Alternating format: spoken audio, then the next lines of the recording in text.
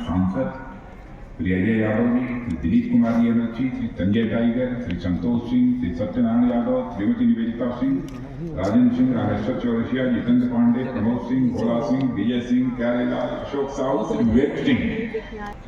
लंबे समय से राजनीतिक क्षेत्र में काम कर रहा हूं।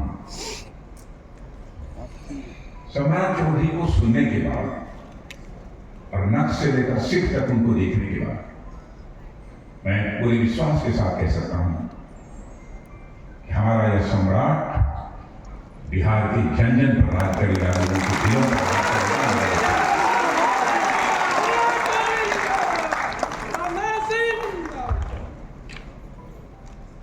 नेता ऐसा ही होना चाहिए जो अपने काम से, अपने सेवा भाव से लोगों का दिल जीते, लोगों के दिलों पर राज करे। अल्प समय में जिस तरीके से पार्टी को खिंचाई देने में इस बिहार में उन्होंने अपनी भूमिका का निर्वाह किया है, उसके लिए मैं सम्राट चौधरी और उनकी पूरी टीम को अपनी तरफ से हार्दिक बधाई देता हूं। और यहाँ पर जिस सभागार में हम लोग बैठे हैं और जानते हैं हमारे आदरणीय गोपाल नारायण सिंह जी भारतीय जनता पार्टी के यहाँ के अध्यक्ष रहे, राजनीतिक क्षेत्र में रहते हुए भी जितना बड़ा उत्कृष्ट कार्य इस विश्वविद्यालय को स्थापित करके उन्होंने किया है, इतनी बड़ी सेवा की है बिहार की, बिहार का नाम रोशन किया है, उसके लिए मैं उनका भी अपनी तरफ से हार्दिक अभिनंदन करता हूं। कार्यकर्ता बहनों भाइयों, पिछले 9 वर्षों से मोदी जी के नेतृत्व में भारतीय जनता पार्टी की सरकार, एनडीए की सरकार इस देश में काम कर रही है।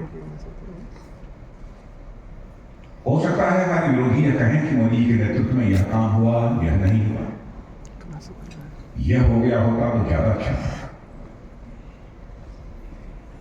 लेकिन इतनी बात मैं दावे के साथ कह सकता हूं, इस सच्चाई को कोई नकार नहीं सकता है कि भारत में मोदी जी के नेतृत्व में सरकार बनने के बाद भारत का मस्तक दुनिया में ऊंचा हुआ। पहले अंतर्राष्ट्रीय मंचों पर भारत कुछ बोलता था, भारत की बातों को जिस गंभीरता पूर्वक किया जाना चाहिए उस गंभीरता के साथ नहीं किया जाता था। लेकिन आज अंतर्राष्ट्रीय मंचों पर भारत कुछ बोलता है तो मेरे बहनों भाइयों, सारी दुनिया कान खोलकर सुनती है कि भारत बोल क्या रहा है, यह भारत नहीं।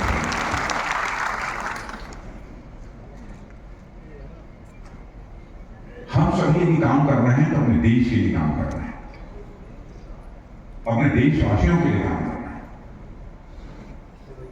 स्वाभाविक रूप से यदि हमारे काम काज के कारण हमारे देश की प्रतिष्ठा सारी दुनिया में बढ़ती है तो हमारा भी सीना चौड़ा होता है। क्या क्या काम मोदी जी के नेतृत्व की सरकार ने किया है। मैं जानता हूं कि इस भारत के 95% अधिक लोग हैं जिनको किसी न किसी रूप से मोदी जी की सरकार के द्वारा जो काम किए गए हैं उनका लाभ मिल रहा है। यदि मैं 100% कहूं तो यह कहना भी अक्षयोक्तिपूर्ण नहीं है कि नहीं मानो। पहले ये कोई कल्पना नहीं करता था कि ऐसी शख्सियत कोई प्रधानमंत्री के रूप में आएगी कि भारत का सितारा सारी दुनिया में चमकने लगेगा। दुनिया के दूसरे देशों के लोग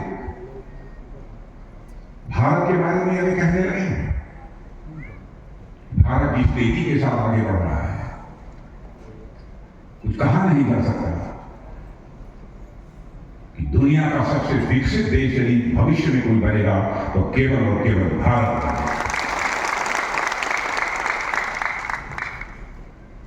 अब मैं एक उदाहरण आपको देना चाहता हूं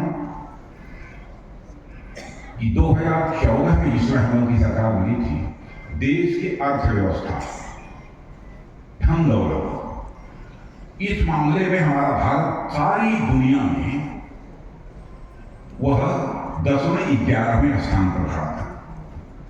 लेकिन 9 वर्ष के अंदर ही मोदी जी के नेतृत्व में वो करिश्मा हुआ है भारत में। मेरे बहन भाइयों, आज हमारा भारत जंप लगा चुका है और भारत की अर्थव्यवस्था जो पहले 10 और 11 दुनिया के देशों में 11वें नंबर पर होती थी, आज हिंदुस्तान के 5 देशों की श्रेणी में आकर खड़ी हो।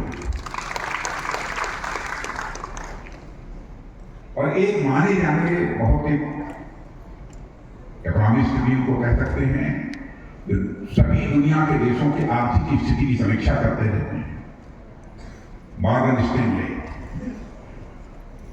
उन्हीं के फाइनेंशियल एनालिस्ट ने, मैंने उनके एक आर्थिक विश्लेषक ने यह कहा है, इस सच्चाई को नकारा नहीं जा सकता है कि 2027 आते आते यानी 4 वर्ष के बाद ही भारत की अर्थव्यवस्था दुनिया के टॉप 3 देशों में आकर खड़ी हो।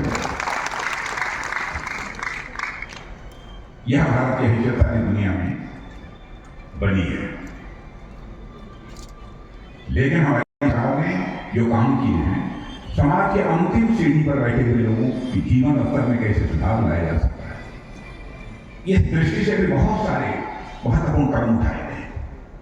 आजादी के इतने वर्ष गुजर जाने के बाद भी कोई ये सोच नहीं सकता था भारत में वही स्थिति पैदा हो जाएगी कि एक परिवार भी शेष नहीं बचेगा कि इस परिवार को अपना सिर ढकने के लिए पक्का छत न मुहैया हो। मैं आंकड़े नहीं जाना चाहता,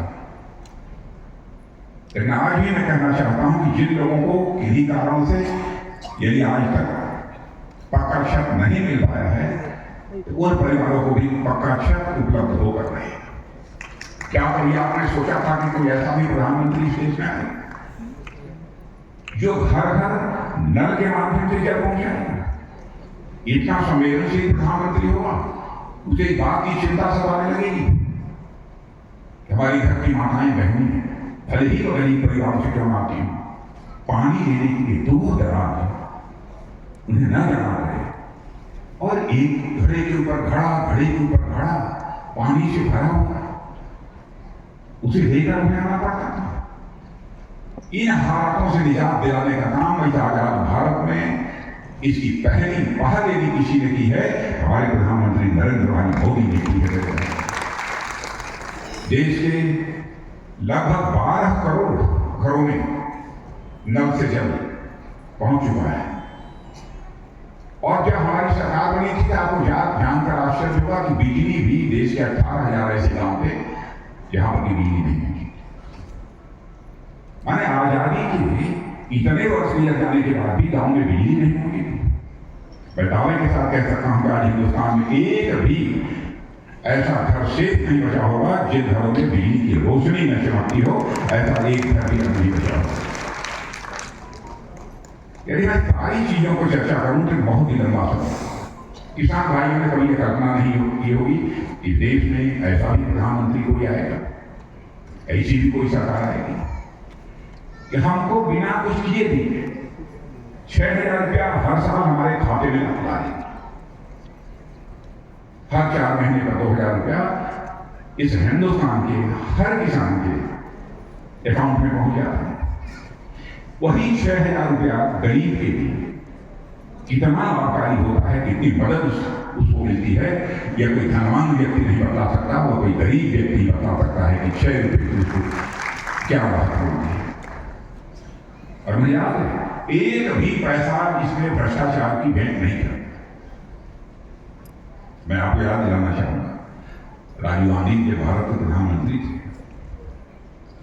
राजीव गांधी जी कहते थे क्या करें, भ्रष्टाचार बहुत है, ऊपर से हम 100 पैसा भेजते हैं लेकिन नीचे पहुंचते पहुंचते लोगों की जेबों में मुश्किल 14-15 पैसा पहुंच पाता है। 85-86 पैसा ये भ्रष्टाचार की भेंट चढ़ जाता है। यह राजीव गांधी की ताकत है और उन्होंने अपनी मजबूरी क्या ही की। भाइयों, मैं राजीव गांधी की आलोचना नहीं कर रहा, मैं किसी प्रधानमंत्री की आलोचना करता भी नहीं, क्योंकि मैं मानता हूं प्रधानमंत्री व्यक्ति नहीं होता है, संस्था होता है, और स्वस्थ लोकतांत्रिक व्यवस्था में संस्था की इज्जत की जानी चाहिए, उसका आदर किया जाना चाहिए। लेकिन ईमानदारी से उन्होंने अपनी मजबूरी बताई। क्या करें, 100 पैसा भेजते हैं, इस बात उसके 14 पैसा 15 पैसा नीचे तक लोगों के पास पहुंच पाता है। यदि देखा तो हमारे 56 इंच चौड़े सीने वाले प्रधानमंत्री ने पूरे सिस्टम में बदलाव लाकर वह करिश्मा कर दिया कि दिल्ली की बैंक से 100 पैसा चलता है तो 100 का 100 पैसा गरीब के हाथों में पहुंचता है। यह है सत्य। भाषण देकर कभी भ्रष्टाचार को समाप्त नहीं किया जा सकता। भाषण देकर भ्रष्टाचार को कभी कम भी नहीं किया जा सकता। सिस्टम में बदलाव लाने की आवश्यकता। और मैं कह सकता हूं, अभी मैं दावा नहीं करता कि 100% भ्रष्टाचार समाप्त हो गया, लेकिन उस दिशा में प्रभावी कदम हमारी सरकार ने उठाया है। इस सच्चाई को कोई नकार नहीं सकता। इसके अतिरिक्त भी प्रधानमंत्री फसल बीमा योजना के अंतर्गत जो हमारी स्कीम बनाई गई है, उससे आप सभी अच्छी तरह परिचित हैं। अब आपको जानकर आश्चर्य होगा कि इसके अंतर्गत इस देश में लगभग 38 करोड़ लोगों का पंजीकरण हुआ है। 38 करोड़ लोगों का पंजीकरण हुआ है। जो भी हमारा किसान अनाज पैदा करता है, उसकी उचित कीमत जो बाजार में मिलनी चाहिए वो नहीं मिल पाती थी। पहली बार किसी प्रधानमंत्री ने सोचा कि हमारा किसान अपने खेतों में अन्न पैदा करने के लिए जो लागत लगाता है, उसका कम से कम 1.5 गुना पैदावार के बाद उसे हासिल होना चाहिए। इसलिए मिनिमम सपोर्ट प्राइस में मोर देन 50% 50% से अधिक की बढ़ोतरी करने का काम यदि किसी ने किया है, हमारे प्रधानमंत्री नरेंद्र भाई मोदी ने किया है। कई ऐसे करिश्माई काम जिनसे कि हमारे देश की जनता अच्छी तरह परिचित है। और हमारे सम्राट जी ने आपको बताया कि 390 नए विश्वविद्यालय, 7 नए IIT, 7 नए IIM और 15 एम्स, 225 मेडिकल कॉलेज। इतना ही नहीं, हमारे प्रधानमंत्री का संकल्प है कि हमारी सरकार के रहते इस भारतवर्ष में एक जिला नहीं बचना चाहिए जिस जिले में कम से कम एक मेडिकल कॉलेज न हो जाए। ऐसा एक जिला भी शेष नहीं होना चाहिए। अब आप लोग में से जो पढ़े लिखे होंगे वही जानते होंगे स्टार्टअप्स होते हैं। स्टार्टअप्स कितने लोग जानते हैं? कहाँ तक कुछ नौजवान पढ़े लिखे होंगे? स्टार्टअप पहले 2009 के पहले भारत में स्टार्टअप्स माने कुछ अपना पैसा लगा के 50 लाख 60 लाख 70 लाख 80 लाख 1 करोड़ ये लगा कुछ ना कुछ नया रिसर्च करते थे, कुछ अनुसंधान करते थे, नई टेक्नोलॉजी नई तकनीक लाते। ऐसे लोगों की संख्या नौजवानों की संख्या उसकी 500 थी। आज आपको जानकर खुशी होगी कि ऐसे स्टार्टअप्स की संख्या भारत में लगभग 1 लाख पहुंच गई है। 500 से 1 लाख। और हमारे नौजवानों ने तो वो करिश्मा किया है। अवसर मिलने की बात होती है, अनुकूलता मिलने की बात होती है। यह अवसर अनुकूलता मिलने का ही परिणाम है कि आज लगभग 7,000-8,000 करोड़ की उनकी कंपनियां हो गई हैं। जिन स्टार्टअप में पहले उन्होंने करोड़ 1.5 करोड़ 2 करोड़ 5 करोड़ 10 करोड़ इस तरीके से हमारा भारत तेजी के साथ आगे बढ़ा है। सब बातें छोड़िए, पैंडेमिक का दौर था, महामारी, कोविड महामारी बिहार में आई थी कि नहीं आई? कोविड महामारी के दौर में भारत का शायद ही कोई ऐसा परिवार रहा जो प्रभावित न हो।